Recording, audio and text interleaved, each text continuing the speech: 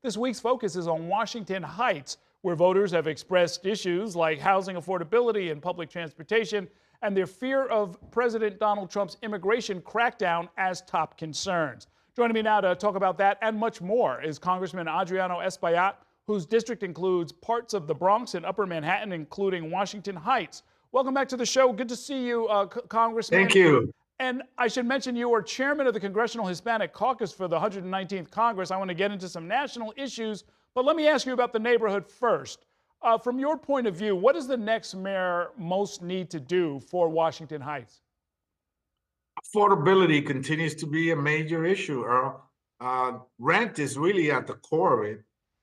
People's inability to pay high rent forces them to move to places like Bethlehem, Pennsylvania, or Lawrence, Massachusetts. And so families, particularly growing families, that need a 2-bedroom, a 3-bedroom apartment, are having a hard time making ends meet. These are rent-stabilized, privately owned buildings for the most part. We don't have the great gamut of NYCHA buildings that East Harlem or Harlem may have. So people need that help. They need Section 8. The seniors need street, and they need to get that little bump to make sure they make their rent. Well, let me ask you about the race for mayor. What convinced you to support Zohran Mamdani over Andrew Cuomo, who you had supported in the primary? Well, the first and foremost, he's a Democrat. He's our nominee. I'm a true Democrat. I never gone outside the Democratic lane. I believe in the Democratic values. And part of those values are protecting vulnerable families, making sure that affordability, that the city that we grew up in and we love continues to be a city we can live in. I mean, that's crucial to the future of New York City. Where does the workforce of New York City live? Right now, the Bronx and northern Manhattan, for the most part, everything else is so expensive. So we got to continue to make the city affordable and make neighborhoods enclave of working class families. And so he needs to thread that needle. Creating jobs also is an important one. If you make more money, obviously you'll be able to make the rent. So he needs to do that balance, right? Affordability, food prices, daycare.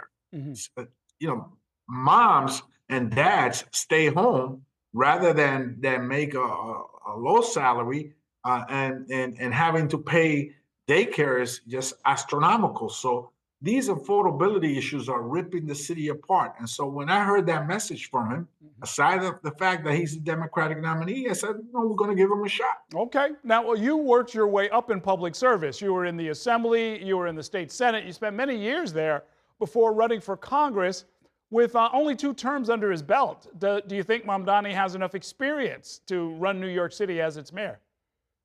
In many ways, I think people want a fresh new look and new ideas.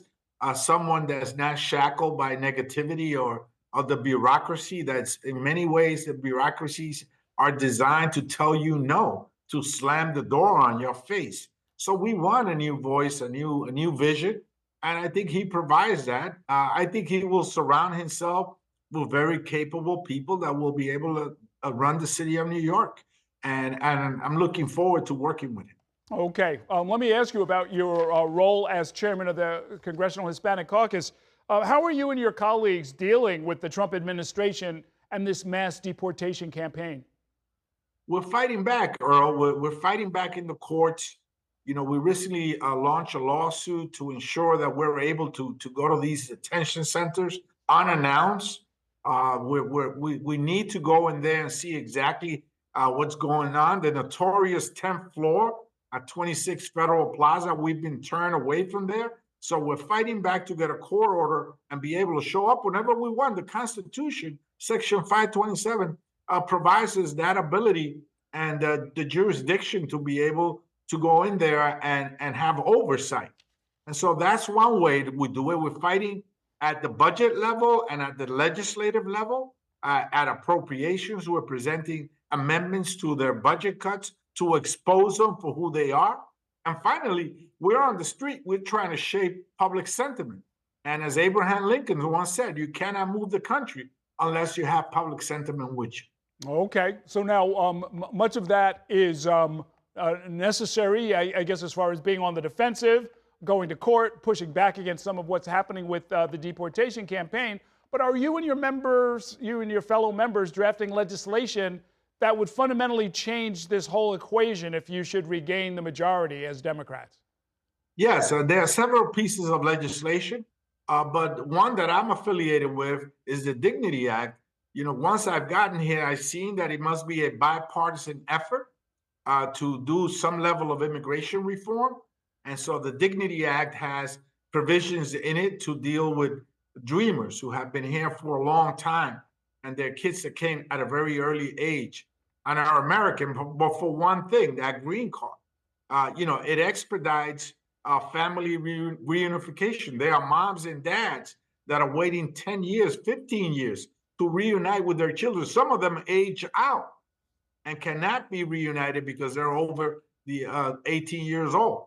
And so that's part of it. Farm workers is an important piece. Farm workers are not going to the farms to harvest the crops because they're afraid they're going to be arrested and detained and deported. Mm-hmm. This is an important provision also of the immigration debate. Remember, the immigration debate is very diverse. It's got different aspects to it. There's deportation, there's dreamers, there's TPS, there's family reunification, there's farm workers. There are specialized visas for technology and other areas. So it's a very diverse and complicated issue, but we're trying to get a bipartisan effort to support this bill. And we got 10 Democrats and 10 Republicans supporting the Dignity Act. I think is a good beginning of bipartisan. That is a rare bit of good news in a very divided Congress. In fact, I want to close on this. I understand it's, that time again, there's a potential for a government shutdown later this month. What's your sense of whether or not that's going to happen? At the end of the day, I think that government needs to obviously stay open. The cuts that they're proposing in the appropriations process are very deep cuts. I mean, we just got wind of the education cuts that are being proposed today as we speak that will be debated in that subcommittee within the appropriations process. So, it's death by 1,000 cuts. They're proposing these budget cuts that are impacting the quality of life of people across the country, particularly in urban settings. And then this makes it a lot harder for there to be an agreement in terms of keeping government open. Mm-hmm. Because you want to keep government open, but you want to make sure that the people are served, that they get the services that they need, and that makes the quality of life one that is important for their families. Okay, and I guess I can't let you go without asking about your colleague, Jerry Nadler, the dean of the delegation, who says this will be his final term in Congress. From your point of view, is this part of that generational dynamic you were discussing a few minutes ago? Well, I think Jerry served us well. He made his decision to not seek re-election, but he left his mark in Congress, and he's Mr. West Side. You can't, he's beloved in the West Side of Manhattan. I represented part of his district as a state senator, and I could tell you Jerry Nadler is beloved by West Siders because of the things that he did for the city of New York. Okay, that's good. We'll leave it there for now. Thanks so much for joining me, Congressman Espaillat. That is going to do it for tonight's show.